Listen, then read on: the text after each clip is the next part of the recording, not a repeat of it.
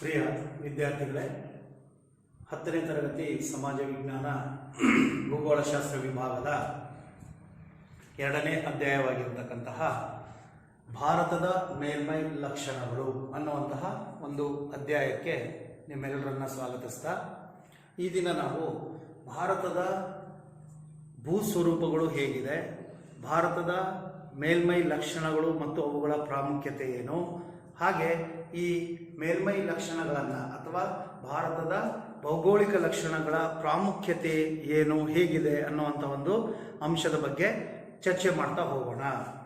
ಇವತ್ತು ಭಾರತ ಒಂದು ವಿಶಾಲವಾದ ದೇಶ ಅಂತ ಕರಿತೀವಿ. ಭಾರತದ ಒಟ್ಟು ವಿಸ್ತೀರ್ಣ ಜಗತ್ತಿನಲ್ಲಿಯೇ 7ನೇ ದೊಡ್ಡ ರಾಷ್ಟ್ರ ವಿಸ್ತೀರ್ಣದಲ್ಲಿ ಭಾರತ.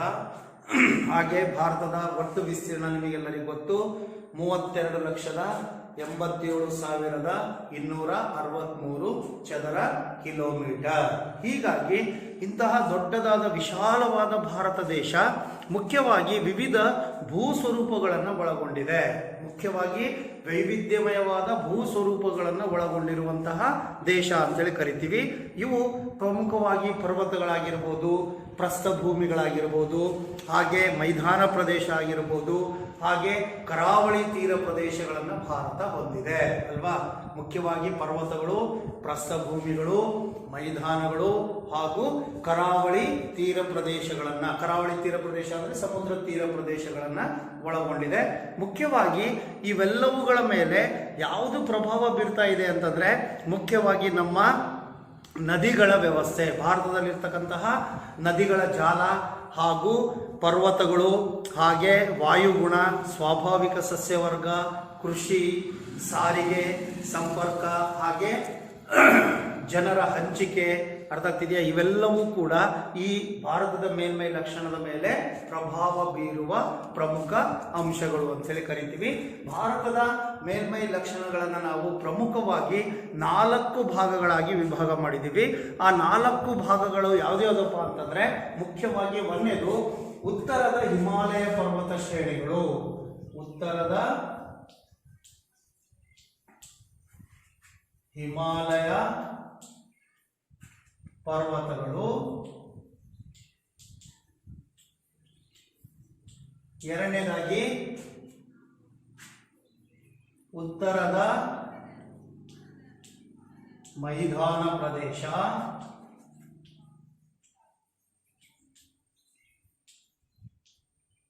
ಮೂರನೇದಾಗಿ ಪರ್ಯಾಯ ಪ್ರಸ್ಥಭೂಮಿ.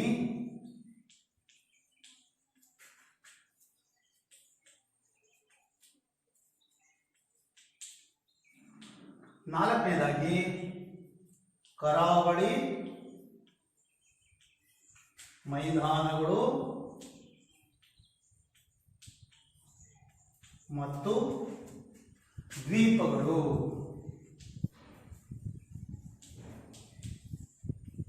ಹೀಗೆ ಭಾರತದ ಮೇಲ್ಮೈ ಲಕ್ಷಣಗಳನ್ನು ನಾವು ಪ್ರಮುಖವಾಗಿ 4 ಭಾಗಗಳಾಗಿ ವಿಭಾಗ ಮಾಡಿದ್ದೀವಿ. ಈಗ ಇವುಗಳ ಬಗ್ಗೆ ಒಂದೊಂದಾಗಿ ಚರ್ಚೆ ಮಾಡ್ತಾ ಹೋಗೋಣ.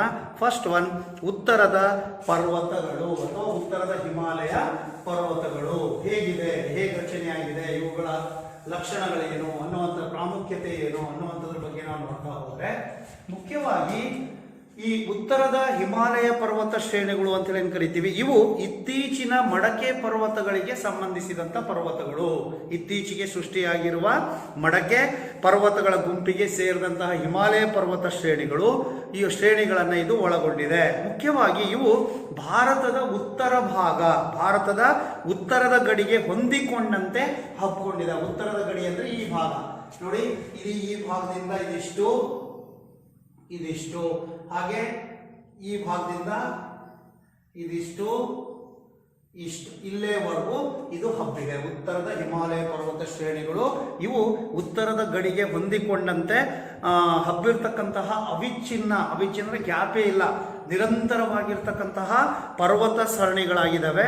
ಪ್ರಪಂಚದಲ್ಲೇ ಅತಿ ಎತ್ತರವಾದ ಪ್ರದೇಶ ಯಾವುದು ಅಂದರೆ ಭಾರತದ ಉತ್ತರದ ಪರ್ವತಗಳು ಅಂತೇಳಿ ಕರಿತೀವಿ. ಜಗತ್ತಿನಲ್ಲೇ ಅತಿ ಎತ್ತರವಾಗಿದ್ದು ಅತ್ಯಂತ ಎತ್ತರವಾದ ಶಿಖರಗಳನ್ನು, ಅತಿ ಆಳವಾದ ಕಣಿವೆಗಳನ್ನು, ಅರ್ಥ ಆಗ್ತಿದೆಯಾ, ಹಾಗೆ ಅನೇಕ ಕಂದರಗಳನ್ನು, ಹಾಗೆ ಹಿಮನದಿಗಳನ್ನು, ಪರ್ವತ ಘಾಟಿಗಳನ್ನು, ಪರ್ವತಗಳಲ್ಲಿರುವಂಥ ರಸ್ತೆಗಳು, ಇವುಗಳನ್ನೆಲ್ಲವನ್ನ ಈ ಒಂದು ಹಿಮಾಲಯ ಪರ್ವತ ಶ್ರೇಣಿ ಒಳಗೊಂಡಿದೆ ಅಥವಾ ಇದೆ ಅಂಥೇಳಿ ಹೇಳ್ತೀವಿ. ಮುಖ್ಯವಾಗಿ ಇದು ಉತ್ತರದ ಹಿಮಾಲಯ ಪರ್ವತ ಶ್ರೇಣಿಗಳಲ್ಲಿ ಅತಿ ಎತ್ತರ ಅಂದರೆ ಇದು ಎಲ್ಲಿಂದ ಎಲ್ಲವರೆಗೂ ಹಬ್ಬಿದೆ ಅಂತಂದ್ರೆ ಪಶ್ಚಿಮದಲ್ಲಿ ಸಿಂಧೂ ನದಿ ಕಂದರದಿಂದ, ಈ ಭಾಗ ಏನು ಸಿಂಧೂ ನದಿ ಹೀಗೋಗಿ ಹರಿಯುತ್ತೆ, ಈ ಸಿಂಧೂ ನದಿ ಕಂದರದಿಂದ ಇಲ್ಲಿ ಬ್ರಹ್ಮಪುತ್ರ ನದಿ ಕಂದರ ಅಂತ ಹೇಳಿ ಬರುತ್ತೆ, ಆ ಭಾಗದವರೆಗೂ ಅವಿಚ್ಛಿನ್ನವಾಗಿ ಹಬ್ಬಿದೆ. ಇದರ ಒಟ್ಟು ಉದ್ದ ಎಷ್ಟಪ್ಪ ಅಂತಂದ್ರೆ ಸುಮಾರು 2400 ಕಿಲೋಮೀಟರ್. ಇಲ್ಲಿಂದ ಈ ಭಾಗದವರೆಗೂ ಎಷ್ಟು ಉದ್ದ ಇದೆ? 2400 ಕಿಲೋಮೀಟರ್ ಉದ್ದ ಇದೆ. ಹಾಗೆ ಹಗಲ 240 ಕಿಲೋಮೀಟರ್ನಿಂದ 320 ಕಿಲೋಮೀಟರ್ ಅಗಲವಾಗಿದೆ. 2400 ಕಿಲೋಮೀಟರ್ ಉದ್ದವನ್ನು ಒಳಗೊಂಡಿದೆ. ಹಾಗೆ ಹಗಲ 240ರಿಂದ 320 ಕಿಲೋಮೀಟರ್ಗಳಷ್ಟು ಅಗಲವಾಗಿದ್ದಾವೆ. ಇವು ಪಶ್ಚಿಮದಲ್ಲಿ ಅಗಲವಾಗಿದೆ. ಪಶ್ಚಿಮ ಅಂದರೆ ಈ ಭಾಗ, ಇಲ್ಲಿ ಬಹಳ ಅಗಲವಾಗಿದೆ. ಬರ್ತಾ ಬರ್ತಾ ಪೂರ್ವದ ಕಡೆಗೆ ಬಂದಂತೆ ಇವು ಕಿರಿದಾಗಿದೆ, ಅಂದ್ರೆ ಚಿಕ್ಕದಾಗ್ತಾ ಬರುತ್ತೆ. ಸುಮಾರು 5 ಲಕ್ಷ ಚದರ ಕಿಲೋಮೀಟರ್ ಭೂಪ್ರದೇಶವನ್ನು ಇದು ಆವರಿಸಿಕೊಂಡಿದೆ. ಎಷ್ಟು? 5 ಲಕ್ಷ ಚದರ ಕಿಲೋಮೀಟರ್. 5 ಲಕ್ಷ ಚದರ ಕಿಲೋಮೀಟರ್ ಭೂಪ್ರದೇಶವನ್ನು ಇದು ಆವರಿಸಿಕೊಂಡಿದೆ. ಭಾರತದ ಕಡೆಗೆ ಇದು ದಕ್ಷಿಣ ಅಂದ್ರೆ ಈ ಕಡೆ ಭಾರತದ ಕಡೆ ಕಡಿದಾದ ಇಳಿಜಾರನ್ನು ಹೊಂದಿದೆ. ಹಾಗೆ ಉತ್ತರದ ಕಡೆ ಅಂದ್ರೆ ಆ ಕಡೆ ಟಿಬೆಟ್, ನೇಪಾಳದ ಕಡೆ, ಆ ಟಿಬೆಟ್ ಕಡೆ ಇದು ಬಡಿದಾಗಿದೆ. ಅಂದ್ರೆ ಒಂದೇ ಸಲ ಕಡಿದಾದ ಇಳಿಜಾರಿಲ್ಲ, ಸ್ವಲ್ಪ ಇಳಿಜಾರಿದೆ ಅಂತ ಹೇಳಿ ಕರಿತೀವಿ. ಹೀಗೆ ಈ ಒಂದು ಹಿಮಾಲಯ ಪರ್ವತ ಶ್ರೇಣಿಗಳನ್ನು ಕರಿತೀವಿ. ಇವು ಮುಖ್ಯವಾಗಿ ನಾವು ಹಿಮಾಲಯ ಪರ್ವತಗಳಲ್ಲಿ 3 ಸರಣಿಗಳನ್ನು ಕಾಣ್ತೇವೆ. ಹಿಮಾಲಯ ಪರ್ವತ ಶ್ರೇಣಿಗಳಲ್ಲಿ 3 ಸರಣಿಗಳಿದ್ದಾವೆ. ಆ 3 ಸರಣಿಗಳು ಯಾವ್ದಾವ್ದಪ್ಪ ಅಂತಂದ್ರೆ, ಒಂದು ಮಹಾ ಹಿಮಾಲಯ, ಒಂದನೇದು ಮಹಾ ಹಿಮಾಲಯ ಅಥವಾ ಹಿಮಾದ್ರಿ ಅಂತ ನಾವು ಕರಿತೀವಿ. ಎರಡನೇದು ಮಧ್ಯ ಹಿಮಾಲಯ,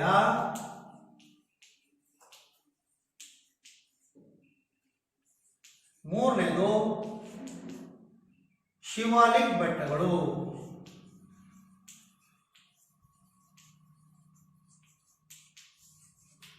ಭಾರತದ ಹಿಮಾಲಯ ಪರ್ವತ ಶ್ರೇಣಿಗಳು 3 ಸರಣಿಗಳನ್ನು ಒಳಗೊಂಡಿದೆ. ಒಂದು ಮಹಾ ಹಿಮಾಲಯ, ಇನ್ನೊಂದು ಮಧ್ಯ ಅಥವಾ ಒಳ ಅಂತಾನು ಕರಿತೀವಿ, ಇದನ್ನ ಒಳ ಹಿಮಾಲಯ ಅಥವಾ ಹಿಮಾಚಲ ಅಂತಾನು ಕರಿತೀವಿ ಎರಡನೇದಕ್ಕೆ. ಮೂರನೇದು ಶಿವಾಲಿಕ್ ಬೆಟ್ಟಗಳು ಅಂತ ಹೇಳಿ ಕರಿತೀವಿ. ಆ ಶಿವಾಲಿಕ್ ಬೆಟ್ಟಗಳನ್ನ ಪಾದ ಬೆಟ್ಟಗಳು ಅಂತಾನು ಕರಿತೀವಿ. ಈಗ ಒಂದೊಂದಾಗಿ ಈ ಸರಣಿಗಳ ಬಗ್ಗೆ ನಾವೀಗ ಚರ್ಚೆ ಮಾಡ್ತಾ ಬರೋಣ. ಫಸ್ಟ್ ಒನ್, ಮಹಾ ಹಿಮಾಲಯ. ಮಹಾ ಹಿಮಾಲಯ ಎಲ್ಲಿದೆಯಪ್ಪ ಅಂತಂದ್ರೆ, ಇವು ಹಿಮಾಲಯ ಪರ್ವತಗಳ ಮಧ್ಯದಲ್ಲಿರುವ ಅವಿಚ್ಛಿನ್ನ ಪರ್ವತ ಶ್ರೇಣಿಗಳು ಅಂತೇಳಿ ಕರಿತೀವಿ. ಯಾವುದಂದ್ರೆ ಹೊರ ಹಿಮಾಲಯವನ್ನು ಬಿಟ್ಟು ಈ ಭಾಗ ಏನ್ ನಾನು ಹಾಕೊಂಡ್ಬರ್ತೀನಲ್ಲ, ಈಗ ಕಾಣ್ತಾ ಇದೆಯಾ? ಇವುಗಳನ್ನ ನಾವು ಮಹಾ ಹಿಮಾಲಯ ಅಥವಾ ಮಧ್ಯ ಭಾಗದಲ್ಲಿ ಕಂಡು ಬರ್ತಕ್ಕಂಥ, ಅಂದ್ರೆ ಇದಕ್ಕಿಂತ ಈ ಕಡೆ ಹೊರ ಹಿಮಾಲಯ ಇದೆ, ಕಾಣ್ತಾ ಇದೆಯಾ? ಇದಿಷ್ಟು ಭಾಗ, ಇದು ಮಧ್ಯ ಭಾಗದಲ್ಲಿ ಕಂಡುಬರ್ತಕ್ಕಂತಹ ಹಿಮಾಲಯ ಅತಿ ಎತ್ತರದ ಶಿಖರಗಳನ್ನು ಹಾಗೂ ಅತಿ ಆಳವಾದ ಕಣಿವೆ ಪ್ರದೇಶಗಳನ್ನು ಹಾಗೂ ಕಂದರಗಳನ್ನು ಒಳಗೊಂಡಿರ್ತಕ್ಕಂಥ ಒಂದು ಸರಣಿ ಅಂತೇಳಿ ಕರಿತೀವಿ. ಇವುಗಳ ಸರಾಸರಿ ಎತ್ತರ ಸಮುದ್ರ ಮಟ್ಟದಿಂದ ಎಷ್ಟಿದೆಯಪ್ಪ ಅಂತಂದ್ರೆ ಸುಮಾರು 6100 ಕಿಲೋಮೀಟರ್. 6100 ಮೀಟರ್, ಕಿಲೋಮೀಟರ್ ಅಲ್ಲ, 6100 ಮೀಟರ್ ಅಷ್ಟು ಸಮುದ್ರ ಮಟ್ಟದಿಂದ ಎತ್ತರದಲ್ಲಿರ್ತಕ್ಕಂತಹ ಪರ್ವತ ಶ್ರೇಣಿಗಳು. ಇಲ್ಲಿ ಹಲವು ಎತ್ತರವಾದ ಶಿಖರಗಳನ್ನು ನಾವು ಕಾಣ್ತೇವೆ. ಮುಖ್ಯವಾಗಿ ಇವುಗಳಲ್ಲಿ ಪ್ರಮುಖವಾದ ಎತ್ತರವಾದ ಶಿಖರ ಯಾವುದು ಅಂತಂದ್ರೆ ಮೌಂಟ್ ಎವರೆಸ್ಟ್. ಈ ಭಾಗದಲ್ಲಿ ಕಂಡು ಬರುತ್ತೆ, ಟಿಬೆಟ್ ಹತ್ರ ಕಾಣ್ತಾ ಇದೆಯಾ ಮೌಂಟ್ ಎವರೆಸ್ಟ್. ಇದರ ಎತ್ತರ ಎಷ್ಟಪ್ಪ ಅಂತಂದ್ರೆ 8848 ಮೀಟರ್ ಹೈಟು. ಪ್ರಪಂಚದಲ್ಲಿಯೇ ಅತಿ ಎತ್ತರವಾದ ಶಿಖರ ಅಂತೇಳಿ ನಾವು ಇದನ್ನ ಕರಿತೀವಿ. ಯಾವುದು? Mount Everest. ಮಹಾ ಹಿಮಾಲಯದಲ್ಲಿರುವಂತಹ ಅತಿ ಎತ್ತರದ ಶಿಖರ ಮೌಂಟ್ ಎವರೆಸ್ಟ್ 8848 ಮೀಟರ್ ಇದು ಎತ್ತರದಲ್ಲಿದೆ. ಹಾಗೆ ಇತರೆ ಇನ್ನು ಬೇರೆ ಬೇರೆ ಪ್ರಮುಖ ಎತ್ತರವಾದ ಶಿಖರಗಳು ಕೂಡ ಇಲ್ಲಿ ಕಂಡು ಬರ್ತವೆ.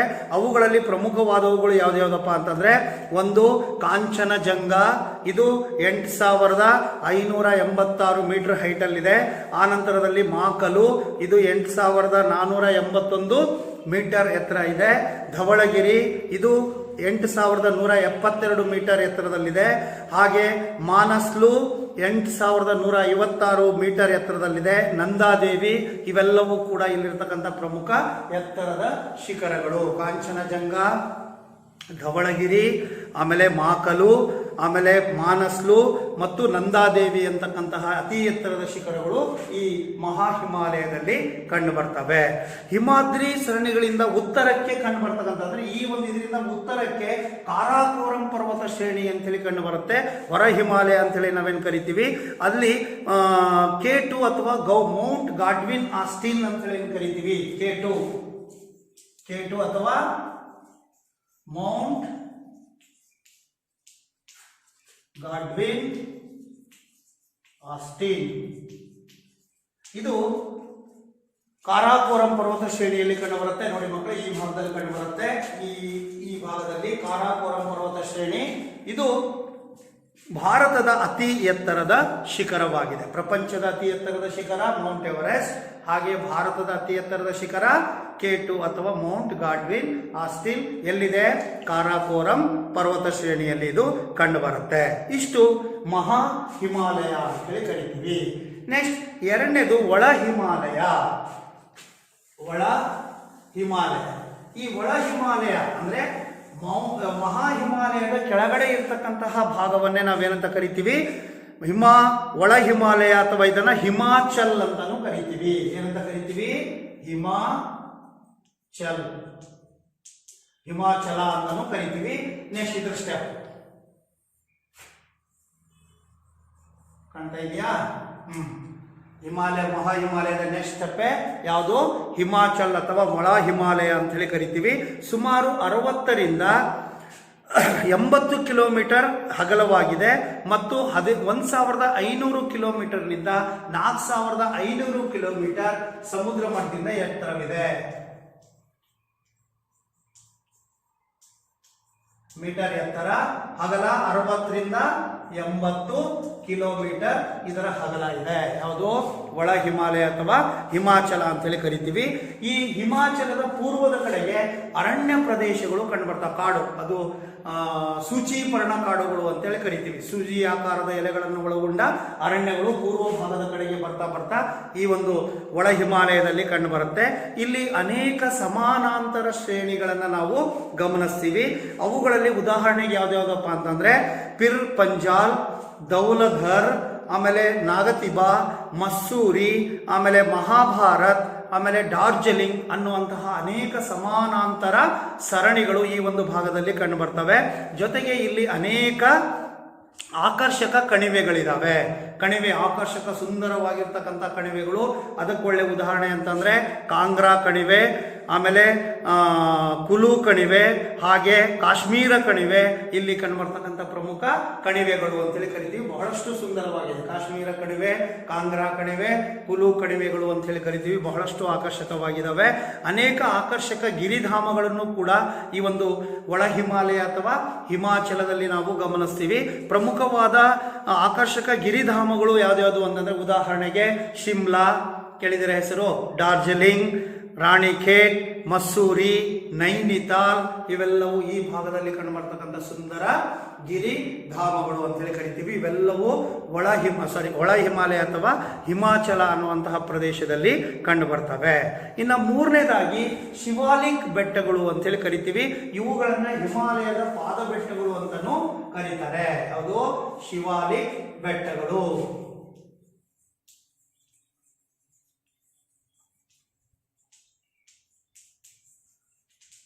ಶಿವಾಲಿಕ್ ಬೆಟ್ಟಗಳು ಇವು ಈ ಹಿಮಾಚಲ ಅಥವಾ ಒಳ ಹಿಮಾಲಯದ ಪಾದಗಳಲ್ಲಿ, ಅಂದ್ರೆ ಭಾರತದ ಕಡೆ ದಕ್ಷಿಣದ ಕಡೆಗೆ ಇವು ಇರ್ತಕ್ಕಂತಹ ಪ್ರಮುಖವಾದ ಸರಣಿ ಅಂತೇಳಿ ಕರಿತೀವಿ. ಇವುಗಳನ್ನ ಹಿಮಾಲಯದ ಪಾದ ಬೆಟ್ಟಗಳು ಅಂತಲೂ ನಾವು ಇದನ್ನ ಕರಿತೀವಿ. ಇವು ಹೊರಭಾಗದ ಹಿಮಾಲಯದ ಹೊರಭಾಗ ಅಂದರೆ ದಕ್ಷಿಣ ಭಾರತದ ಕಡೆಗೆ ಇರ್ತಕ್ಕಂತಹ ಸರಣಿಗಳು. ಇವು ಕಡಿಮೆ ಎತ್ತರವುಳ್ಳ ಹಿಮಾಲಯದ ಭಾಗಗಳು ಅಂತೇಳಿ ಇವುಗಳನ್ನು ಕರಿತೀವಿ. ಅಷ್ಟೊಂದು ಜಾಸ್ತಿ ಎತ್ತರವಾಗಿಲ್ಲ, ಅರ್ಥ ಆಗ್ತಿದೆಯಾ? ಹೀಗೆ ಕಡಿಮೆ ಎತ್ತರವನ್ನು ಒಳಗೊಂಡ ಹಿಮಾಲಯದ ಭಾಗಗಳು ಅಂತೇಳಿ ಕರಿತೀವಿ. ಇವುಗಳ ಎತ್ತರ ಎಷ್ಟಪ್ಪ ಸಮುದ್ರ ಮಟ್ಟದಿಂದ ಅಂತಂದ್ರೆ ಸುಮಾರು 600 ಮೀಟರ್ನಿಂದ 1500 ಮೀಟರ್. ಸಮುದ್ರ ಮಟ್ಟದಿಂದ ಶಿವಾಲಿಕ್ ಬೆಟ್ಟಗಳ ಎತ್ತರ 600ರಿಂದ 1500 ಮೀಟರ್ ಎತ್ತರದಲ್ಲಿದ್ದಾವೆ. ಹಾಗೆ ಇವುಗಳ ಹಗಲ 15ರಿಂದ 150 ಕಿಲೋಮೀಟರ್. ಅಗಲ ಅದನ್ನು ಕೆಲವು ಕಡೆ 15 ಕಿಲೋಮೀಟರ್ ಇದೆ, ಕೆಲವು ಕಡೆ 150 ಕಿಲೋಮೀಟರ್ ಹಗಲವಾಗಿ ಈ ಒಂದು ಶಿವಾಲಿಕ್ ಬೆಟ್ಟದ ಪಾದ ಬೆಟ್ಟಗಳು ಅಥವಾ ಶಿವಾಲಿಕ್ ಬೆಟ್ಟಗಳು ಅಂತ ಹೇಳಿ ಕರಿತೀವಿ. ಇವುಗಳು ಹಬ್ಬಿದವೆ. ಮುಖ್ಯವಾಗಿ ಇವು ಜಮ್ಮು ಕಾಶ್ಮೀರದಿಂದ ಅರುಣಾಚಲ ಪ್ರದೇಶದವರೆಗೆ, ಈ ಭಾಗದವರೆಗೂ, ಜಮ್ಮು ಕಾಶ್ಮೀರದಿಂದ ಅರುಣಾಚಲ ಪ್ರದೇಶದವರೆಗಿನ ಈ ಭಾಗದವರೆಗೂ ಈ ಒಂದು ಹಿಮಾಲಯ ಪರ್ವತ ಅಥವಾ ಶಿವಾಲಿಕ್ ಬೆಟ್ಟಗಳು ಅಂತಕ್ಕಂಥವುಗಳು ಹಬ್ಕೊಂಡಿದ್ದಾವೆ. ಇವು ಈ ಒಂದು ಪ್ರದೇಶದಲ್ಲಿ ಶಿವಾಲಿಕ್ ಬೆಟ್ಟಗಳಲ್ಲಿ ಒಳ್ಳೆ ಸಮತಟ್ಟಾದ ಕಣಿವೆಗಳಲ್ಲಿ ಮೈದಾನಗಳು ಕಂಡು ಬರ್ತವೆ. ಅಲ್ಲಲ್ಲಿ ಶಿವಾಲಿಕ್ ಬೆಟ್ಟಗಳಲ್ಲಿ ಒಂದು ಫೀಲ್ಡ್, ಕ್ರಿಕೆಟ್ ಫೀಲ್ಡ್ ಅಥವಾ ಯಾವುದೋ ಒಂದು ಆಟ ಆಡ್ತಕ್ಕಂಥ ಫೀಲ್ಡ್ ಸಮತಟ್ಟಾಗಿರುತ್ತಲ್ಲ, ಆ ರೀತಿಯ ಸಮತಟ್ಟಾದಂತಹ ಒಂದು ಮೈದಾನವನ್ನ ತಳವನ್ನ ಹೊಂದಿರತಕ್ಕಂಥ ಪ್ರದೇಶಗಳು ಈ ಶಿವಾಲಿಕ್ ಬೆಟ್ಟಗಳಲ್ಲಿ ಕಂಡು ಬರುತ್ತೆ. ಇವುಗಳನ್ನ ಡೂನ್ಗಳು ಅಂತ ಹೇಳಿ ಕರಿತೀವಿ. ಡೂನ್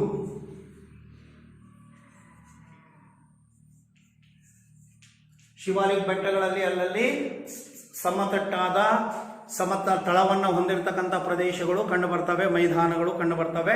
ಇವುಗಳನ್ನ ಡೂನ್ಸ್ಗಳು ಅಂತೇಳಿ ಕರಿತೀವಿ. ಉದಾಹರಣೆಗೆ ಡೆಹ್ರಾಡೂನ್ ಅಂತ ಹೇಳಿ ನಾವೇನು ಕರಿತೀವಿ, ಇದು ಒಂದು ಪ್ರಮುಖವಾದ ಗಿರಿಧಾಮ ಹಾಗೂ ಡೂನ್ಗೆ ಒಳ್ಳೆಯ ಒಂದು ಉದಾಹರಣೆ ಅಂತ ಹೇಳಿ ಕರಿತೀವಿ. ಹೀಗೆ ಉತ್ತರದಲ್ಲಿ ಹಿಮಾಲಯ ಪರ್ವತ ಶ್ರೇಣಿಗಳು ಭಾರತದಲ್ಲಿ ಒಂದು ಪ್ರಮುಖವಾದ ಒಂದು ಮೇಲ್ಮೈ ಲಕ್ಷಣವಾಗಿ ಹೊರಹೊಮ್ಮಿದಾವೆ ಅಥವಾ ಮೇಲ್ಮೈ ಲಕ್ಷಣಗಳು ಅಂತೇಳಿ ನಾವು ಕರಿಬಹುದು. ನೆಕ್ಸ್ಟ್, ಹಾಗಾದ್ರೆ ಈ ಹಿಮಾಲಯ ಪರ್ವತ ಶ್ರೇಣಿಯ ಪ್ರಾಮುಖ್ಯತೆ ಏನು, ಪ್ರಯೋಜನ ಏನು? ಈ ಹಿಮಾಲಯ ಪರ್ವತ ಶ್ರೇಣಿಗಳು ಇರೋದ್ರಿಂದಾಗಿ ನಮಗೆ ಏನ್ ಅನುಕೂಲ ಆಗ್ತಾ ಇದೆ ಅನ್ನುವಂಥದ್ರ ಬಗ್ಗೆ ನಾವು ನೋಡ್ತಾ ಹೋದ್ರೆ, ಹಿಮಾಲಯ ಪರ್ವತ ಶ್ರೇಣಿಗಳು ಭಾರತಕ್ಕೆ ಬಹಳಷ್ಟು ಸಹಾಯವನ್ನ ಮಾಡಿದೆ ಅಥವಾ ಮಾಡ್ತಾ ಇದೆ. ಪ್ರಮುಖವಾಗಿ ಏನೇನು ಸಹಾಯ ಮಾಡ್ತಾ ಇದೆ ಅನ್ನೋದನ್ನ ನಾವು ಒಂದೊಂದಾಗಿ ನೋಡ್ತಾ ಹೋದ್ರೆ, ಇವು ಹಿಮಾಲಯ ಪರ್ವತ ಶ್ರೇಣಿಗಳು ಒಂದು ನೈಸರ್ಗಿಕ ಗಡಿಗಳಾಗಿದ್ದಾವೆ. ನೈಸರ್ಗಿಕ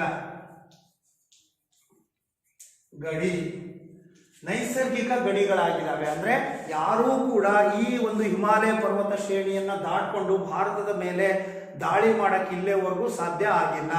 ಏನೇ ದಾಳಿಗಳಾಗಿದ್ರು ಅದು ವಾಯುವ್ಯ ದಿಕ್ಕಿನಿಂದ ಆಗಿದೆ ಹೊರತು ಹಿಮಾಲಯವನ್ನ ದಾಟ್ಕೊಂಡು ಯಾರು ಭಾರತದ ಮೇಲೆ ದಾಳಿ ಮಾಡಕ್ ಸಾಧ್ಯ ಆಗಿಲ್ಲ. ಹೀಗೆ ಇದು ನೈಸರ್ಗಿಕ ಗಡಿ ರೇಖೆಯಾಗಿ ಪರಿವರ್ತನೆಗೊಂಡಿದ್ದು ಪರಕೀಯರ ದಾಳಿಯಿಂದ ಭಾರತವನ್ನ ಯಾವಾಗಲೂ ರಕ್ಷಣೆ ಮಾಡ್ತಾ ಇದೆ. ಅಷ್ಟೇ ಅಲ್ಲದೆ ಏನು ಮಧ್ಯ ಏಷ್ಯಾದಿಂದ ಬೀಸತಕ್ಕಂಥ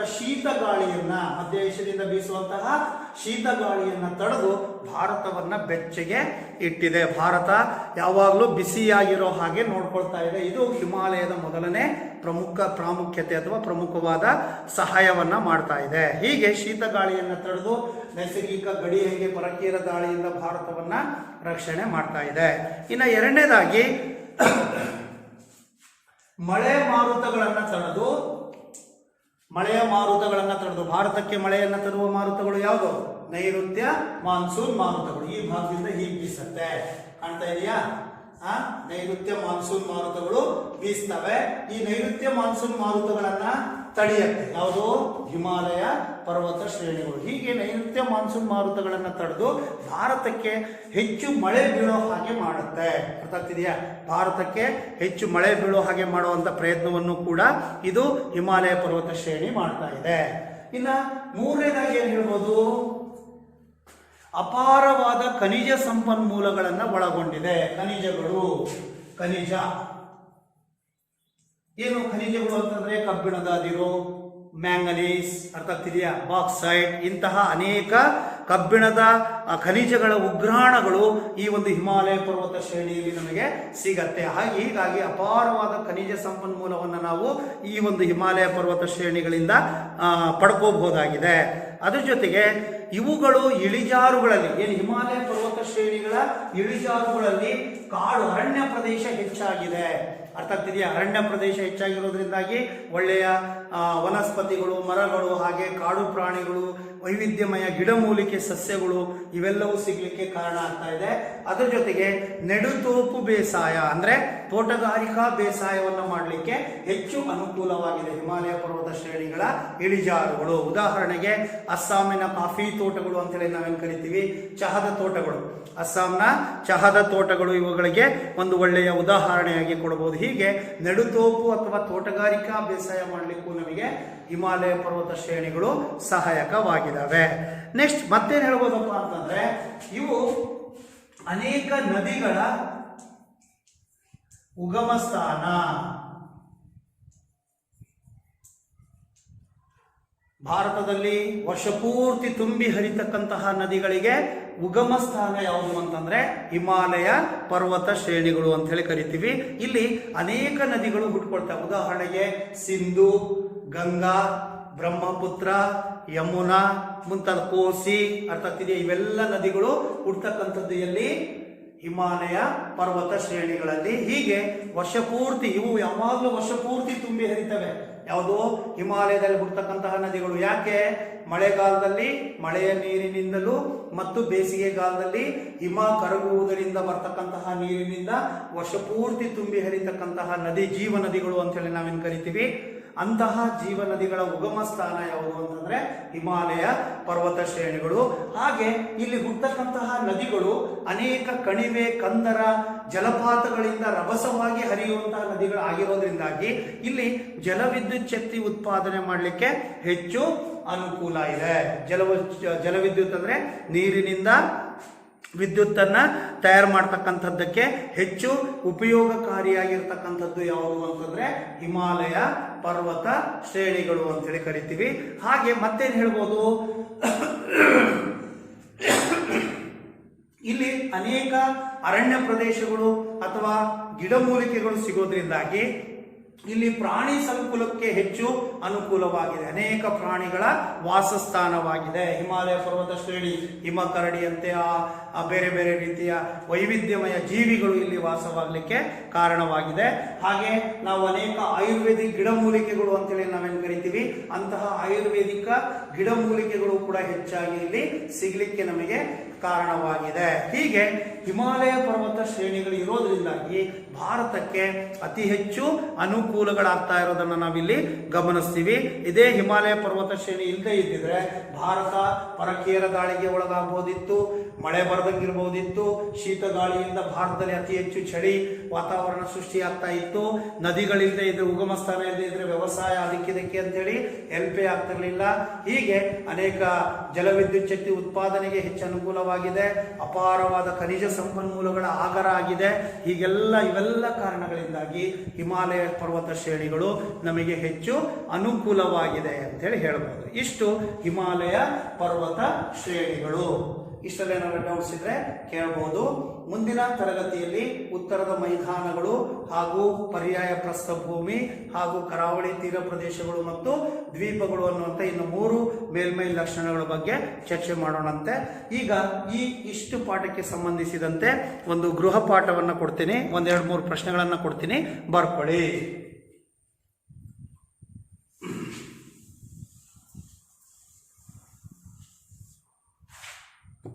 ಮೊದಲನೇ ಪ್ರಶ್ನೆ, ಭಾರತದ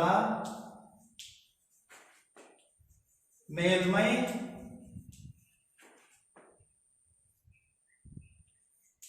ಲಕ್ಷಣಗಳನ್ನು ತಿಳಿಸಿ.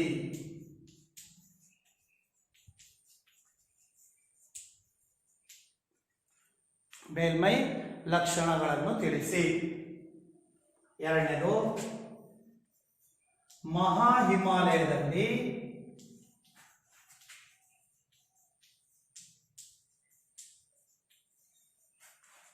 ಕಂಡುಬರುವ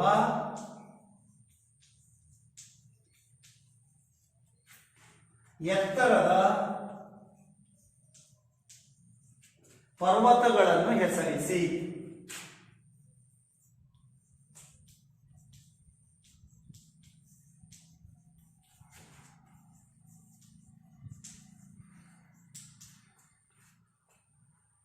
ಮೂರನೇ ಪ್ರಶ್ನೆ, ಹಿಮಾಲಯದ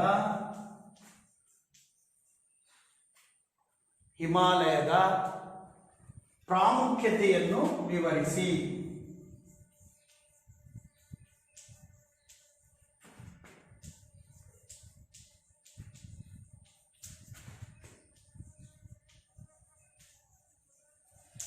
ಹಿಮಾಲಯದ ಪ್ರಾಮುಖ್ಯತೆಯನ್ನು ಹೆಸರಿಸಿ. ಇನ್ನೊಂದೆರಡು ಬರ್ಕೊಳ್ತೀರಾ? ಇನ್ನೊಂದು ಲಾಸ್ಟ್ ಒಂದು ಬರ್ಕೊಂಬಿಡಿ. ನಾಲ್ಕನೇದು, ಒಳ ಹಿಮಾಲಯದಲ್ಲಿ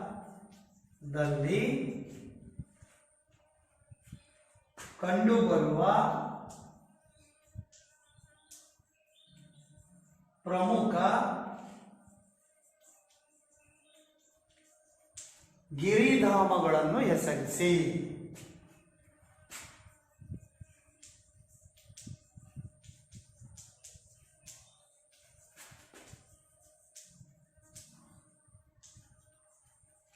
ಹೆಸರಿಸಿ. ಇಷ್ಟು ಪ್ರಶ್ನೆಗಳಿಗೆ ಉತ್ತರಿಸಿಕೊಂಡು ಮುಂದಿನ ತರಗತಿಯಲ್ಲಿ ತರಬೇಕು. ಮುಂದಿನ ತರಗತಿಯಲ್ಲಿ ಮುಂದಿನ ಮೇಲ್ಮೈ ಲಕ್ಷಣಗಳ ಬಗ್ಗೆ ತಿಳ್ಕೊಳ್ಳುವಂತೆ. ಧನ್ಯವಾದಗಳು.